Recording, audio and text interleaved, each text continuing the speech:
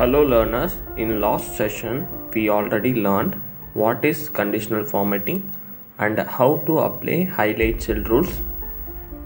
It is a continuation of conditional formatting session. In this session we are going to learn how to apply top 10 or bottom 10 rules and how to put icons and this color scales in conditional formatting. Okay, let's start the session. Now I have an example. In this example I use discount column. So I want to apply conditional formatting for top 10 discounts. So I select the data, then click conditional formatting, then click top or bottom rules, then click top 10 item. Now top 10 discounts are highlighted. Now I can change the item into top 3 also and top 5 also.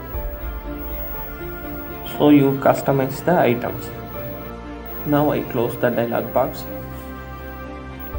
Not only top 10, you also highlight bottom 10 discount also. I click conditional formatting, then top bottom rules and press bottom 10 items. The bottom 10 items are highlighted. Now I change into 4 and 5 also. So in the way you can customize. Now I close the dialog box. Not only top 10 bottom 10, you can also highlight above average and below average. Now I click conditional formatting, then click top bottom rules and I move on to above average. So now above average discounts are highlighted. I just click OK. In the same way you can highlight below average also. Already above average is highlighted into red, so I just change the color into yellow. Next we move on to how to put color scale and icons for our data. So I just select the data and click conditional formatting and click data bars. So in the data bars we have different data bars. So you can choose any of the one from the given list. Okay, next I move on to color scales.